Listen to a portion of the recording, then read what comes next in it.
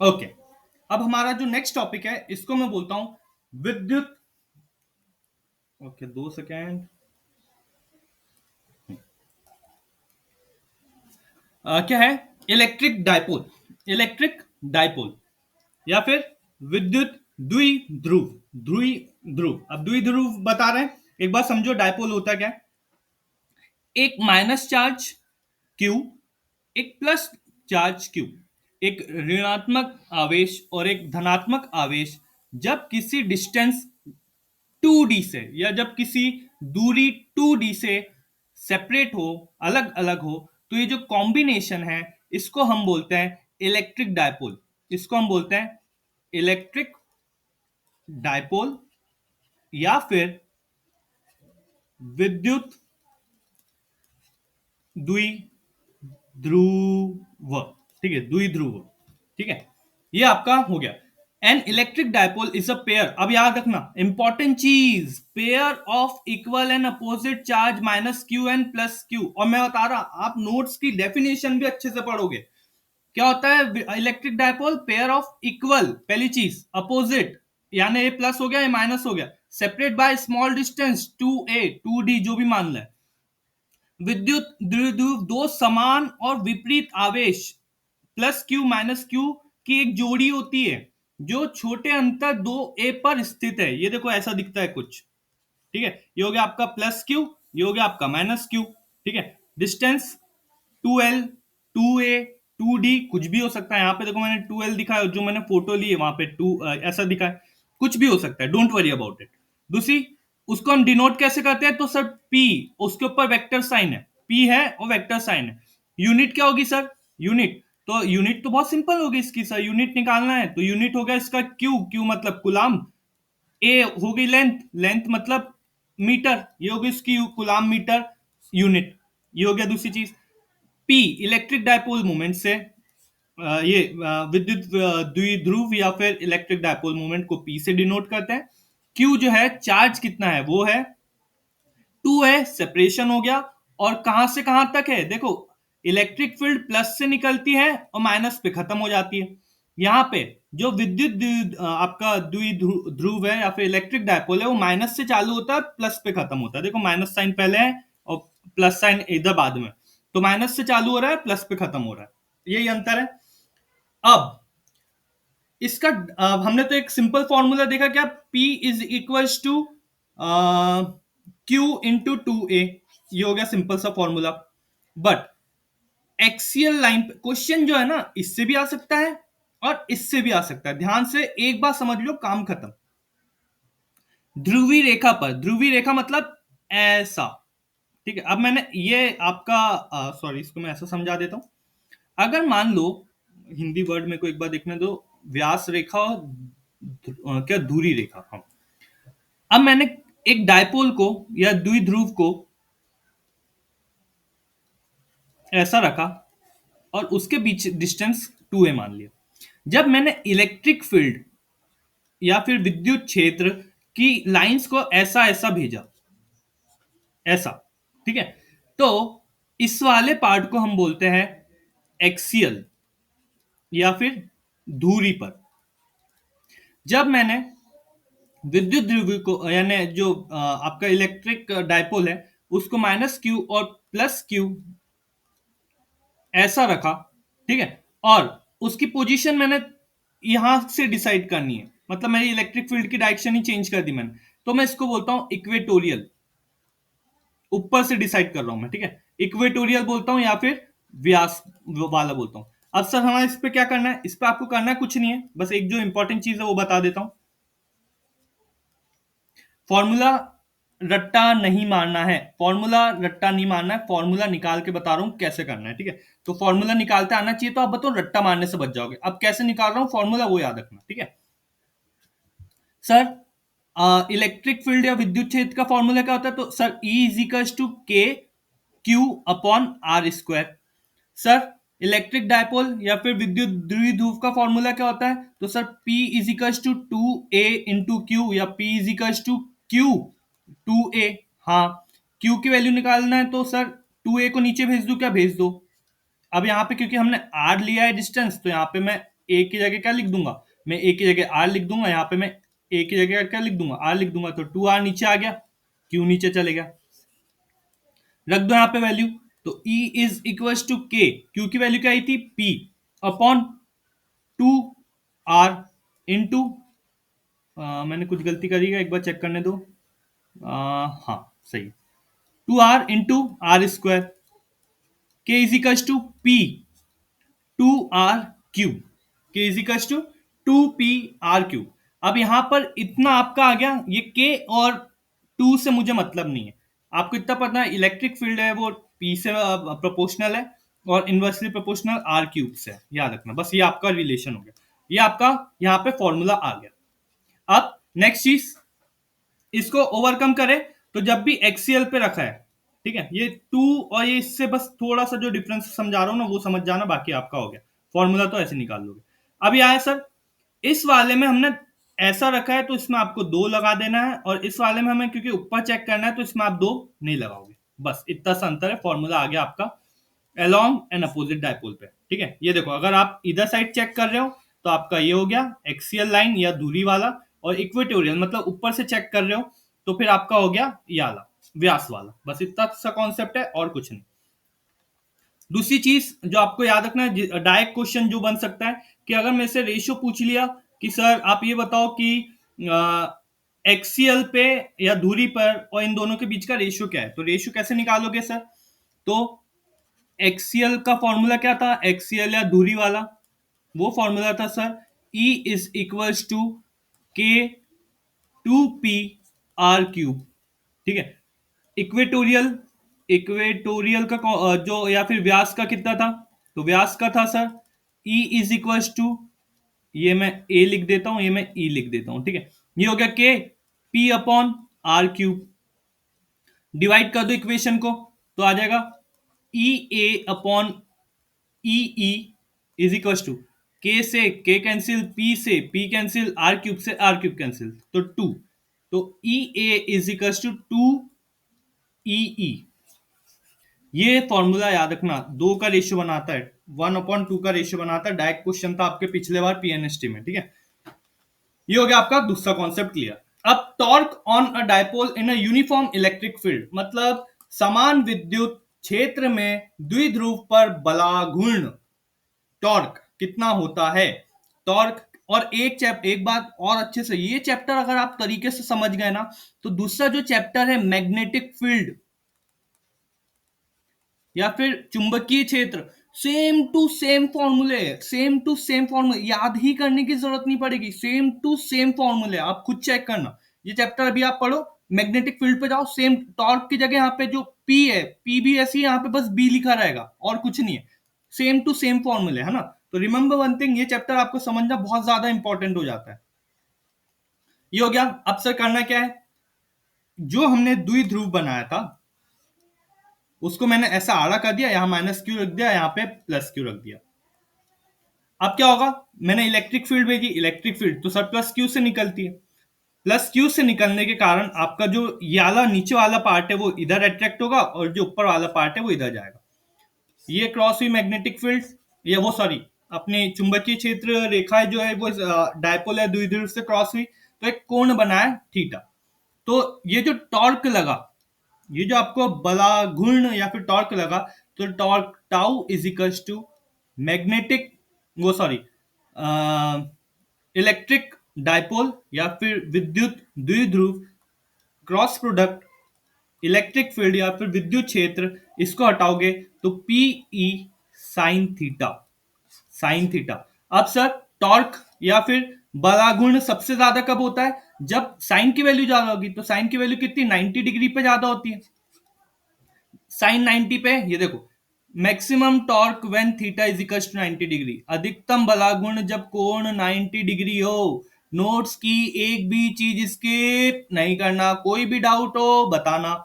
Potential due to dipole, अब ये चीज क्या है, जब आप अभी इलेक्ट्रोस्टैटिक पोटेंशियल या फिर विद्युत विभव पढ़ोगे तो ये सेम फॉर्मूला आपको वहां पे भी आएगा, बट याद करने की जरूरत नहीं पड़ेगी, ये चीज की मेरी गारंटी, इतने सारे फॉर्मूले हैं तो याद करने की जरूरत नहीं पड़ेगी, एक चीज याद रखना, ठीक है, बस कॉन्सेप्ट समझो।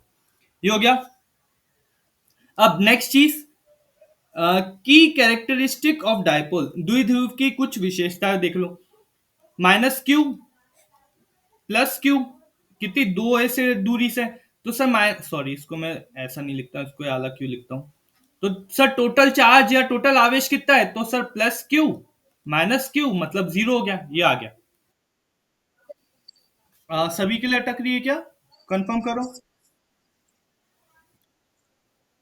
Okay, 2 second.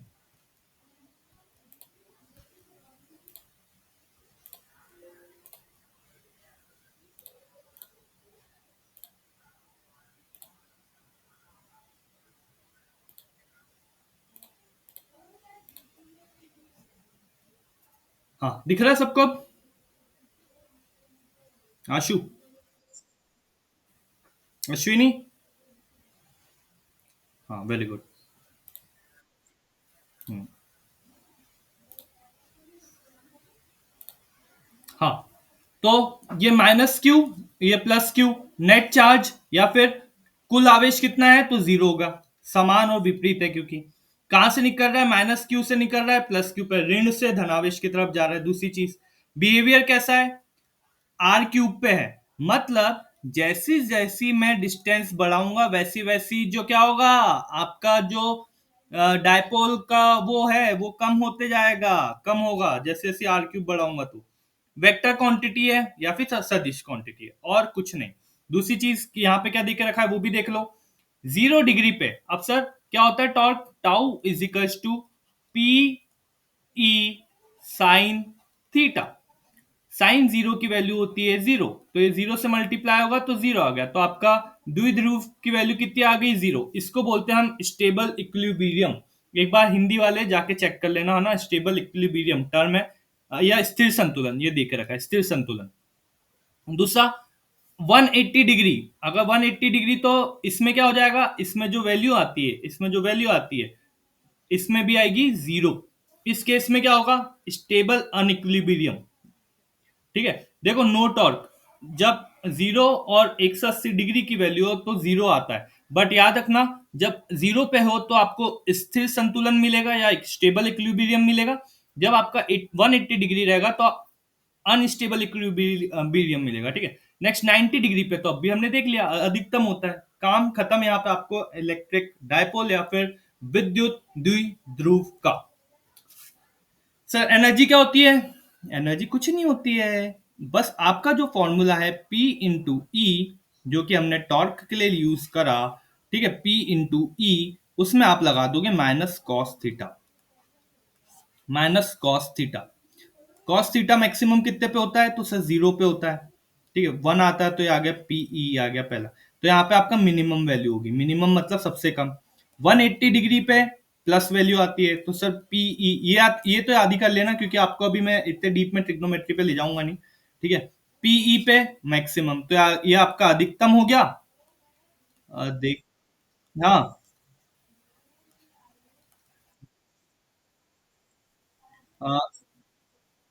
2 सेकंड रुकना ना, मिनिमम मतलब कम। सभी के साथ प्रॉब्लम आ रही है क्या? हाँ भाई, मैं सभी के साथ कंफर्म कर लेता हूँ। आवाज अटक रही है? अरे नेटवर्क तो बढ़िया है। 2 सेकंड, 2 सेकंड, 2 सेकंड।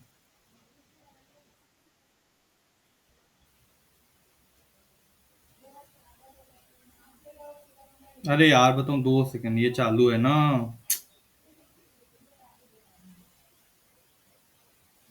वीपीएन चालू था, 2 सेकंड, वो बहुत नेट लेता है।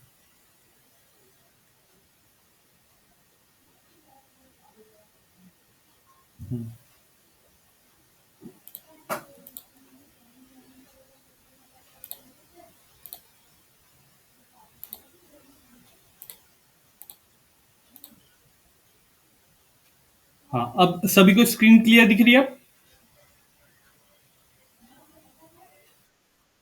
आवाज क्लियर आ रही है? हाँ, गुड। अब इशू नहीं आना चाहिए। हाँ, अब आपका ये अगेन, मैंने इससे देखा था, इससे आपके क्वेश्चन थे। वो ये सबसे ज्यादा टिपिकल टॉपिक में से एक है। इनकेस अगर थोड़ी बहुत प्रॉब्लम आती है, डोंट वरी, आपको रिकॉर्डेड लेक्चर अपलोड कर दूंगा, पर जाके आज ही देखना, आज की आज ही देखना, तो पूरा समझ में आ जाएगा कैसे होगा। ठीक है, यहाँ पे लिखा है सत्तायत पूर्ण आवेश वितरण या फिर कंटिन्यूस चार्ज डिस्ट्रीब्यूशन। ठीक है, ये तीन टाइप के होते हैं। अब ध्यान से देखना कैसे। मैंने एक सीधी कोई लाइन ली, एक कोई रेक्टेंगुलर सरफेस सतह ली, कोई सतह या फिर एरिया या फिर सरफेस, यहां पे मैंने एक लाइन ली, और मैंने एक थ्री डी शेप लिया, कोई थ्री डी शेप जैसे कि स्पीयर या फिर कोई गोला लिया उस पे, तो गोले का क्या होगा, वॉल्यूम या फिर आयतन। अब इस पे मैंने सभी पे positive positive positive positive positive positive charge रख दिए, सब धनात्मक चार्ज रख दिए।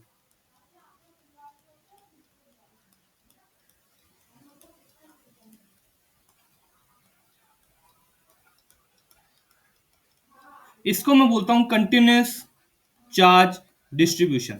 ये जो डिस्ट्रीब्यूशन हुआ चार्ज का, एक तरीके से पूरे के पूरे आवेश जो है सतह पे फैल गए और इक्वल इक्वल डिस्टेंस पे फैल गए, इसी को हम बोलते हैं सतायत पूर्ण आवेश वितरण या फिर कंटिन्यूस चार्ज डिस्ट्रीब्यूशन। क्या होता है, when charge is spread uniformly over a line surface or volume instead of being located at discrete point, it is called continuous charge distribution।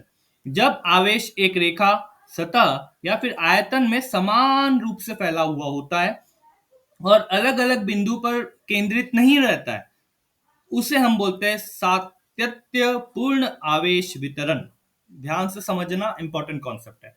क्या है सर, तो जो आपका लीनियर चार्ज डेंसिटी है या फिर रेखीय आवेश घनत्व है, वो लैम्डा से डिनोट होता है। जो आपका सरफेस चार्ज डेंसिटी है, वो सतही आवेश घनत्व यानी सिग्मा से डिनोट होता है। और जो आपका एकदम आखिरी वॉल्यूम चार्ज डेंसिटी, वो रो या फिर आयतनिक आवेश घनत्व रो से डिनोट होता है। पहली चीज ये याद रखना। फॉर्मूला क्या है, तो सर लीनियर मतलब लाइन, रेखीय पे हम देखें तो चार्ज क्यू जो है वो किस पे, लेंथ पे डिपेंड है। लेंथ मतलब लंबाई पे डिपेंड है। जो सिग्मा है, चार्ज पूरे एरिया या फिर सतह पर हुए तो वो ए पे डिपेंड है। रो, चार्ज पूरे वॉल्यूम या फिर आयतन में गए हैं तो आयतन, ये हो गया आपका वी।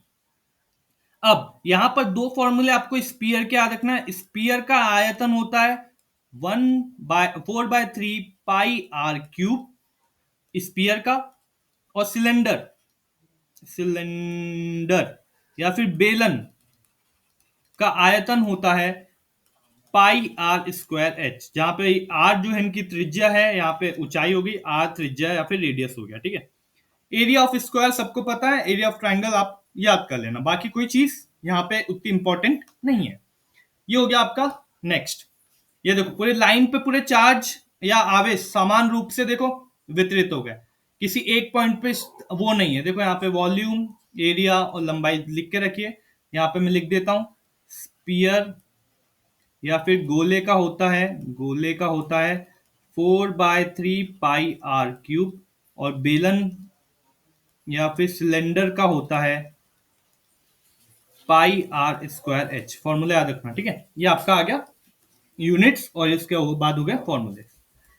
ये एकदम आखिरी में फिर आपके जो दो इंपॉर्टेंट टॉपिक रहते हैं, वो उसका नाम है गॉस लॉ, उसके नियम।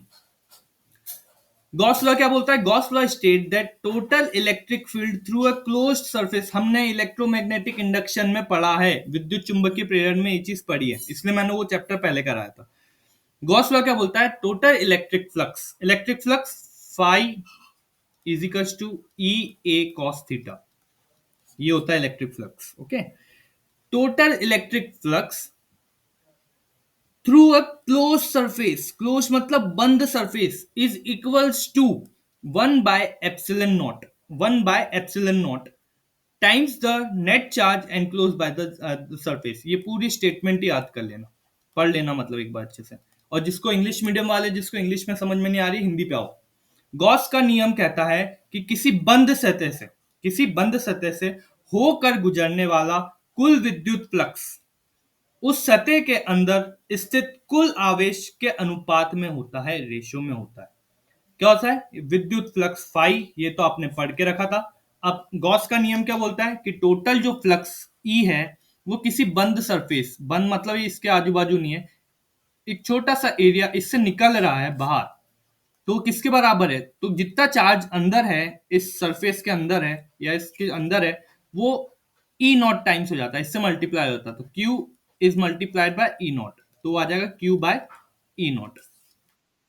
ये आ गया आपका गॉस का लॉ। कौन है, लेट हो गया बहुत।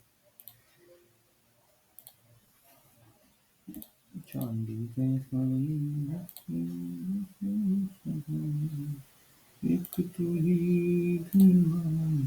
हो गया, चलो। कंडीशन कहाँ अप्लाई होता है गॉस का नियम? तो गॉस का नियम अप्लाई होता है मात्र क्लोज्ड वाले पे। पहले चीज तो देख लो कहाँ कहाँ होता है। क्लोज्ड मतलब केवल बंद सतहों पर लागू होता है, बंद सतह पर ही लागू होता है। दूसरी, symmetry, best used in when symmetry exist. हमने आशु, आपका क्वेश्चन था, मुझे आज भी याद है, minus Q plus Q plus Q हो तो क्या होगा? यहाँ पे गॉस का नियम अप्लाई नहीं होगा। ठीक है। जब सममिति, सममिति मतलब सिमेट्री हो तो इसका अच्छा प्रयोग होता है। Charge enclosed only inside charge matter, बाहर के चार्ज मैटर बिल्कुल भी नहीं करते। डेफिनेशन ही बोल रही कि जो चार्ज अंदर बंद है वही केवल बंद सतह के अंदर के आवेश ही मान्य रखते हैं। ये इंपॉर्टेंट स्लाइड हो गया आपके लिए, थ्योरी का क्वेश्चन हो गया, यहां से बन सकते क्वेश्चन। ठीक है। Application of Gauss law, Gauss law की एप्लीकेशन चेक करते हैं अब। ठीक है। और क्या है, बस छोटा सा ही है बचाना, ज्यादा नहीं है। हाँ, बस हो गया, इसके बाद चैप्टर खत्म। एप्लीकेशन देखो कि हम कहाँ कहाँ अप्लाई कर रहे हैं। सबसे पहली स्पेरिकल शेल, ये आपके एग्जाम में बहुत आता है। वो बाकी ये इतना नहीं, ये एक बार याद रखना प्लेन शीट पे कितना होता है इस पे, बट सबसे ज्यादा केसेस आपके यहां से बनते हैं। मान लो मैंने एक गोला लिया और गोले में कोई चार्ज क्यू रख दिया, उस क्यू के कारण जो फील्ड निकल रही है छोटे से एरिया से वो कितनी होगी? तो सब ये क्यू का जो त्रिज्या होगी आर। ठीक है। अब जब इसके अंदर की बात करूं, यहां कहीं की बात करूं, अंदर में मुझे चेक करना है यहां पर, तो सर उसका नियम तो ये बोल रहा है कि सतह से बाहर निकलना चाहिए, एनक्लोज चार्ज उसको देखना है। तो ये तो सर चार्ज के अंदर है, रेडियस जो है, रेडियस से कम डिस्टेंस है इसका, तो उस केस में आपकी जो इलेक्ट्रिक फील्ड होगी वो होगी जीरो। और जब हम बाहर की बात कर रहे हैं, जब ये जो आर है, आर से बड़ी कोई डिस्टेंस इधर कहीं की बात कर रहे हैं, बाहर की बात, तो उस समय होता है k Q upon sorry, electric field जो हो जाएगी वो आ जाएगी 4 pi epsilon naught r square के बराबर। ये याद रखना बस। अगर अंदर हो तो जीरो, बाहर है तो जो आपका नॉर्मल इलेक्ट्रिक फील्ड का फॉर्मूला है वो लगा देना। अब किसी शीट पे हो तो क्या करेंगे? और एक चीज याद रखना, डर लग रहा होगा ना, तो अब भी मैं आपको प्रूफ करूंगा कि आले टॉपिक से डरना नहीं है। गॉस का नियम जो है ना, ऑफ कोर्स आपको ऐसा लग रहा होगा ऑस और क्या बड़ी बड़ी बात, नहीं, अब भी समझ में आएगा 2 मिनट के अंदर। ठीक है, कि कितना मस्त लॉ है, खटखट क्वेश्चन बन जाते हैं इससे। ये हो गया हमारा। अब शीट की बात कर रहा हूँ, शीट पे बात कर रहा हूँ, तो उसने क्या बोला था सर? वो तो सर कुछ सिग्मा के बराबर होता है, वो सॉरी एप्सिलॉन नॉट से मल्टीप्लाई होता है चार्ज। हाँ, चार्ज मल्टीप्लाई होता है। अभी हमने सतह घनत्व देखा था, घनत्व जो भी है, सरफेस चार्ज डेंसिटी सिग्मा देखी थी, क्या थी सर? वो थी, क्या थी, कोई बता सकता है क्या? वो थी क्यू अपॉन क्या, कोई बोल सकता है? ए, क्यू अपॉन, हाँ या नहीं? क्यू अपॉन ए। ओके। इलेक्ट्रिक फील्ड क्या होती है? E is equals to 1/4 pi epsilon naught into ये के, फिर क्यू अपॉन आर स्क्वायर, ये होती है क्या? अरे बोलो, हाँ या नहीं? अब सिग्मा की वैल्यू रखनी है मुझे, है ना? तो सिग्मा, ये देखो, अगर मैं इसको ऐसे लिख दूं 2 पाई आर स्क्वायर, ठीक है, और इसको हटा दूं, क्यू की वैल्यू की जगह मैं क्या रख रहा हूं, सिग्मा से सब्स्टिट्यूट करना है, तो मैंने ऐसा लिखा, देखो ध्यान से, E is equals to, q की जगह मैं क्या लिखा हूं, सिग्मा लिख रहा हूं, है ना? तो सिग्मा इंटू ए, ये हो गया मेरा। नीचे क्या बचा? 4 pi epsilon naught into are square. ठीक है, किसी भी सरफेस का एरिया यहाँ पे इनने जो कंसीडर करके रखा है वो यहाँ पे कंसीडर करके रखा है, क्या करके रखा है,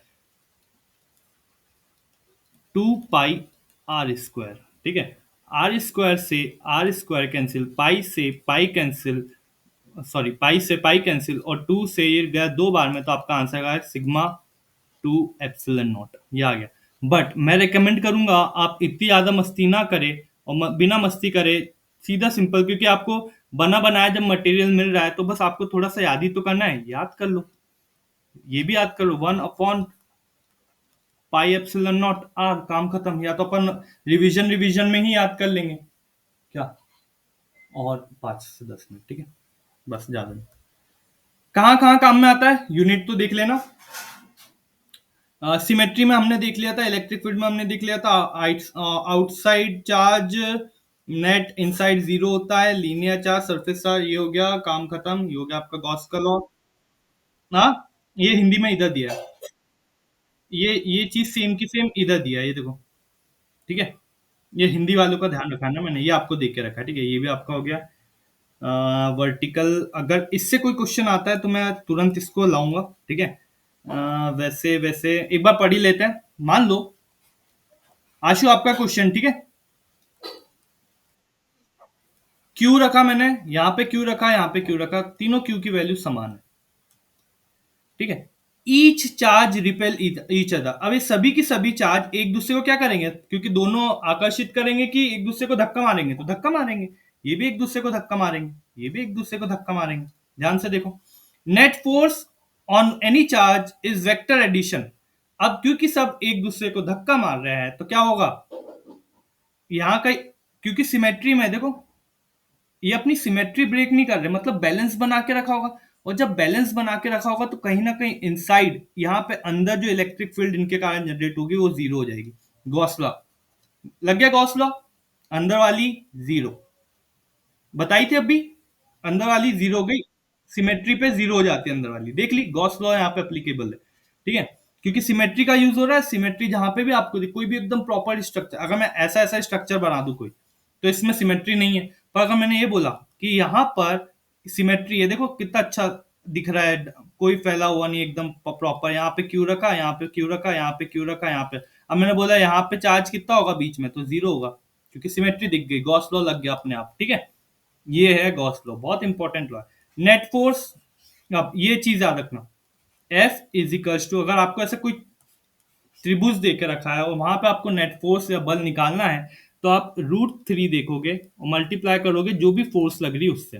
फोर्स क्या होती है सर, कुलम फोर्स होती है, k Q Q r square, तो क्योंकि चार्ज एक ही वो उसके हैं, समान चार्ज है, तो q square upon are square, यहाँ पे वैल्यू रखोगे तो एफ इज इक्वल्स टू √3, यहाँ पे क्या आ जाएगा, k q r square upon are square, ये जो रेडियस है आर आर आर, ये इसका लेंथ हो जाएगी, काम हो गया, ये आपका डायरेक्ट फॉर्मूला आ गया।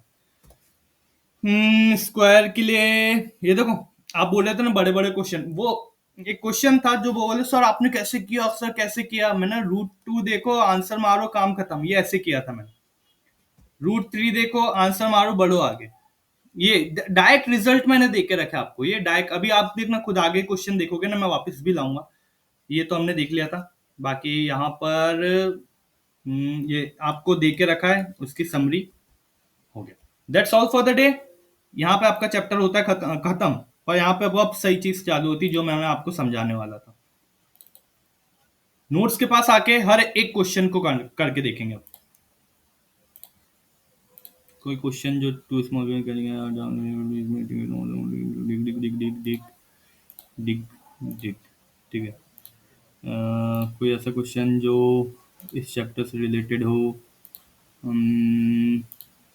याद भी नहीं करना है अभी, इलेक्ट्रिक फील्ड हमने कर लिया था, इलेक्ट्रोस्टैटिक कंडक्टर कर दिया था, तो ये भी कर लिया था, ये भी कर लिया था।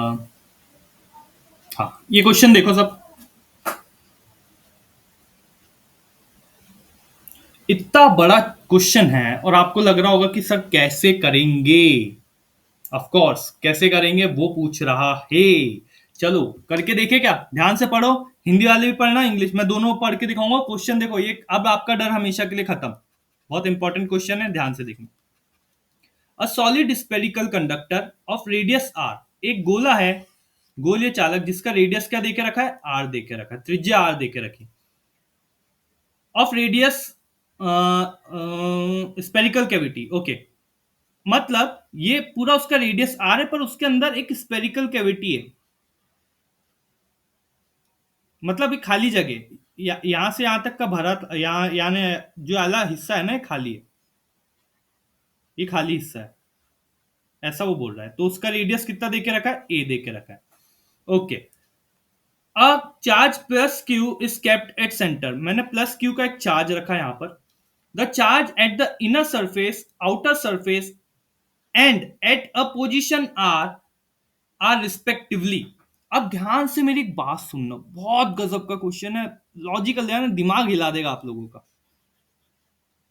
डायग्राम बना लेता हूं, ये डायग्राम बना लिया, ये बन गया, ये आ गया आपका, ठीक है। यहाँ पे ये ए डिस्टेंस हो गया, ये अपना रेडियस कितना देके रखा था, बड़ा आर है ना, बड़ा आर देके रखा है, और उसने क्या, छोटा आर मुझे उससे मतलब नहीं है। ओके, यहाँ पे मैंने जैसे ही प्लस क्यू रखा, तो यहाँ पे माइनस क्यू आ जाएगा क्या, ये प्लस क्यू है तो इधर साइड जितने हैं यहाँ पे माइनस क्यू आ जाएगा। अब यहाँ पे माइनस क्यू आया तो दूसरी साइड प्लस क्यू आ जाएगा, यहाँ पे फिर प्लस क्यू आया तो सर यहाँ माइनस क्यू आ जाएगा, और यहाँ पे फिर प्लस क्यू आ जाएगा। ये हो गया डिस्ट्रीब्यूशन। अब हमें ये पता लगाना है कि चार्ज की पोजीशन अलग अलग जगह पे कैसी है। तो सर किसी भी एनक्लोज्ड में अंदर की तरफ जो भी पोजीशन रहेगी, अंदर की तरफ जो भी पोजीशन रहेगी, यहाँ पे कैविटी, यहाँ पे चीज खाली है, यहाँ पे पूछा है, एक ए पे पूछा है, ए पे चार्ज कितना होगा, दूसरा कैविटी पे कितना होगा, और तीसरा एकदम आर पे कितना होगा, वो बताना आपको। आर, छोटा आर और ए। तो एक जगह यहाँ पे कैविटी में तो चार्ज जीरो होना कंफर्म हो गया, पूरे ऑप्शन में चेक कर लो, एक जीरो, एक जीरो, एक जीरो और एक जीरो। ओके, इनर सरफेस पूछा है, ठीक है। अब एकदम इनर सरफेस पे बताओ, तो इनर सरफेस से देखो यहाँ पे माइनस क्यू दिख गया, अंदर की तरफ माइनस क्यू पहला ऑप्शन आना चाहिए, प्लस क्यू आया, zero, option number B correct. दूसरा कंफर्म करो कि आर पे कितना है पोजीशन, आर पे, आर पे भी उसने ले गया था, नहीं सॉरी यहाँ पे थोड़ा सा इसको हटाओ, हाँ ये आर लिखो, ये आ गया अपना, हाँ आर पे जो ये वाली पोजीशन है, आर वाली देके रखे ना, तो फिर भी अपने को उतना टेंशन लेना ही नहीं ना, एक ही जगह पे पता लग गया तो भी काम हो जा रहा है। एक जीरो आना चाहिए, एक जीरो, इसमें दो जीरो है, इसमें दो जीरो है, पॉसिबल नहीं है। पहला जो चार्ज है वो माइनस क्यू आया मेरा, ये हो गया अपना चार्ज, खत्म। डायग्राम बनाते आना चाहिए, खेल खत्म। डायग्राम बनाना सीख लो, और ये गॉस लॉ का रूल सीख लो कि अंदर की तरफ तो जीरो होता है, तो एक जीरो तो कंफर्म हो ही जाता है, ठीक है। अंदर की जगह जहां पे भी देखोगे, अरे मैंने इसको रखू या हटा दूं, अरे यार मैंने हटा दिया, चलो ठीक है मैं इसको ऐड कर दूंगा। नेक्स्ट क्वेश्चन देखो,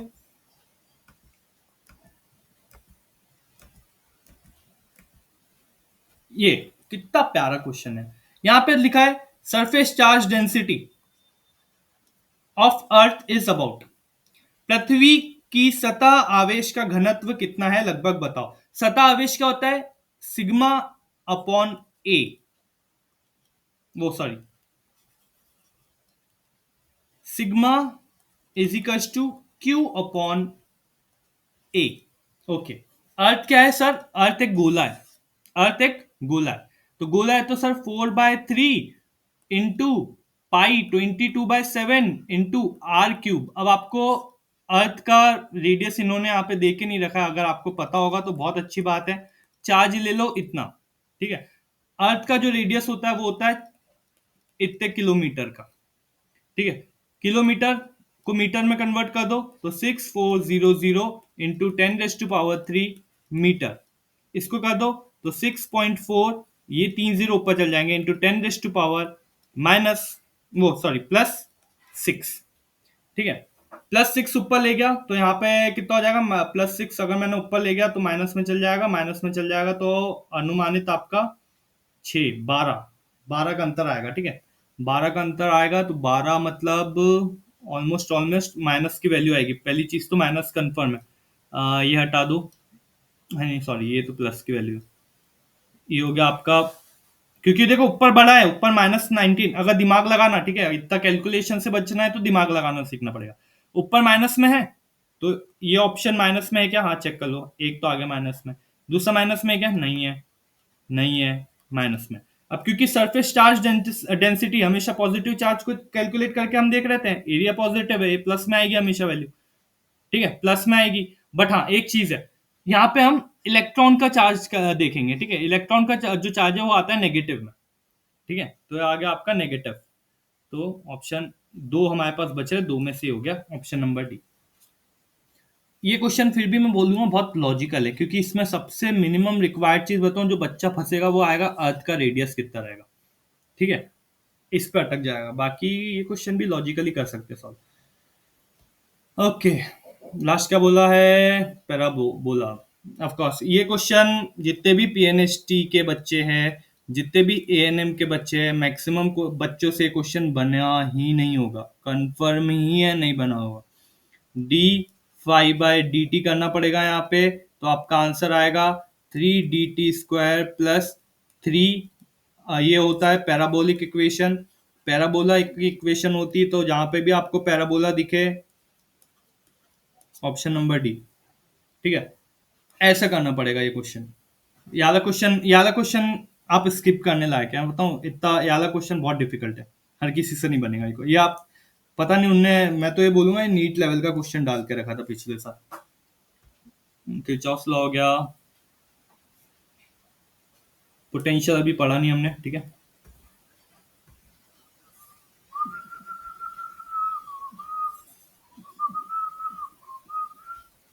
विद्युत क्षेत्र निरूपण के संदर्भ में क्षेत्र रेखाओं का घनत्व क्या दर्शाता है? Very good. जितनी ज्यादा लाइन उतनी ज्यादा मैग्नेटिक फील्ड की इंटेंसिटी, वो सॉरी इलेक्ट्रिक फील्ड, यहाँ पे तो एक इलेक्ट्रिक फील्ड लिखा है, मैग्नेटिक फील्ड कैसा आ गया? हटा दो। जितनी ज्यादा लाइन, डिस्टेंस से तो मैटर ही नहीं है, डायरेक्शन से मैटर है ही नहीं, मैग्नीट्यूड बताता है, परिमाण बताता है, डायरेक्ट उसका क्वेश्चन है, नोट्स का question. Okay. Again, two concentrated, three concentric metallic spherical shell of radii R2, R3, R are given charge Q1, Q2, Q3. It is found that surface charge density on the outer surface of the shell are equal. Okay. Then the ratio of the charge given Q1, Q2 कितना होगा? त्रिज्या R, 2R और 3R के तीन संकेंद्रित धात्विक गोलाकार कोशों पर क्रमशः Q1, Q2, Q3 आवेश दिए गए हैं। यह पाया गया है कि कोशों की बाहरी सतह पर आवेश घनत्व समान है। समान है मतलब जो आपका सिग्मा है वो समान है। फिर Q1, Q2, Q3 कोशों में दिए गए। ओके, पहले तो तीन मेटेरिक स्पीयर बना लो, 1, 2 और 3। इसका रेडियस कितना दे के रखा है? R। इसका उससे दुगना दे के रखा है 2R। इसका उससे 3R। ओके, 3R दे के रखा है। ऑफ कोर्स रेशियो कितना है इधर? 1:2:3 का रेशियो है रेडियस का। अब चेक करें क्या? मैंने क्योंकि सरफेस चार्ज डेंसिटी इक्वल दे के रखी है, इक्वल है मतलब पूरे क्यू क्यू फैला दो। यहाँ पे हो गया क्यू, यहाँ पे हो गया 2Q और यहाँ पे हो गया 3Q। ओके, पहले वाले में क्यू है तो ऑप्शन नंबर 1, 1, 1, 1। दूसरे वाले में क्यू प्लस 2Q कितना होता है? 3Q, 3Q, ठीक है, तो आपका यहाँ पे नहीं है 3, यहाँ पे है 3, यहाँ पे 4 है, यहाँ पे 8 है, option number B. 3Q plus यानी 2Q प्लस 3Q 5Q, ये हो गया आंसर। कैलकुलेट करना है बस। अब डेंसिटी कैसे निकालोगे? क्वेश्चन करके लाओ, बहुत बढ़िया क्वेश्चन था ये तो। इक्विपोटेंशियल ये भी नहीं करना है, ये भी नहीं करना है, ये क्वेश्चन हमने कर लिया था। क्या पूछ के रखा है? इलेक्ट्रिक पोटेंशियल अभी हमने पढ़ा नहीं है, ठीक है, इलेक्ट्रिक पोटेंशियल नहीं पढ़ा। ये भी मैंने उस दिन करा दिया था question, Kirchhoff law, potentiometer, charge. ये देखो डायरेक्ट क्वेश्चन मैंने कराया था अभी, और सेम की सेम वही क्वेश्चन यहाँ पे भी है 2। सो बबल याला मेरे को देखना पड़ेगा, सरफेस वाले से होगा कैसे, कुछ सॉल्व करना पड़ेगा। नेगेटिव चार्ज दे दिया तो रेडियस कैसे होगा? सो बबल नेगेटिव चार्ज तो आ जाएगा रो is equals to one row है ना, रो आ जाएगा कितना, क्यू अपॉन एप्सिलॉन नॉट, ठीक है, Q upon epsilon naught volume आ जाएगा, minus negative charge upon volume, ये हो गया माइनस। अब वॉल्यूम, वॉल्यूम होता है कितना, 4/3 पाई क्यूब, आर क्यूब को ले गया उधर, तो rho into are cube is equals to minus, ये माइनस है मतलब डिक्रीज, ये माइनस जा रहा है तो ये बढ़ेगा आगे की तरफ, आगे की तरफ बढ़ेगा मतलब इंक्रीज। ये वाला क्वेश्चन मैं कल समझाऊंगा, ठीक है, ये इंपॉर्टेंट क्वेश्चन,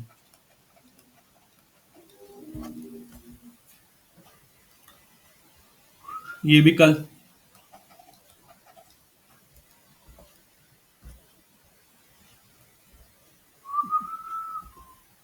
और क्या बचा है, टू चार्ज इज प्लेस्ड, ये हमने कर लिया था क्या सॉल्व, आशु,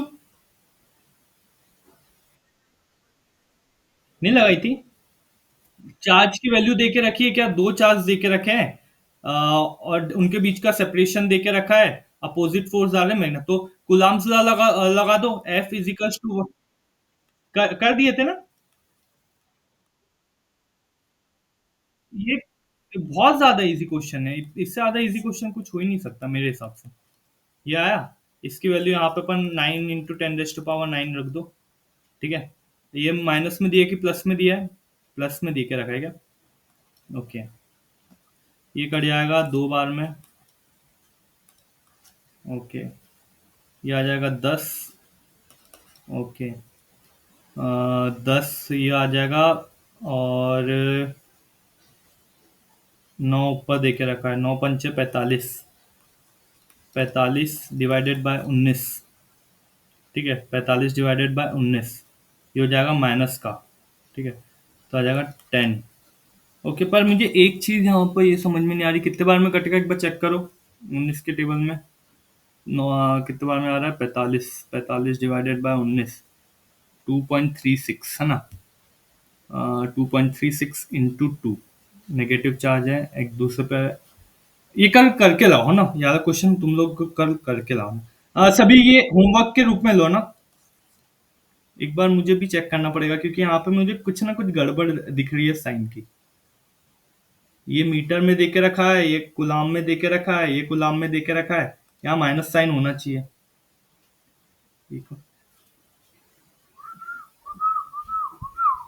क्या देके रखा है, will exert equal and opposite force on each other, of course sign बराबर होना चाहिए ना, फिर अगर इक्वल एंड अपोजिट दे के रखा है, यहाँ पे एक जगह प्लस दे के रखा है, एक जगह माइनस दे के रखा है, चलो इसको चेक करते हैं ना,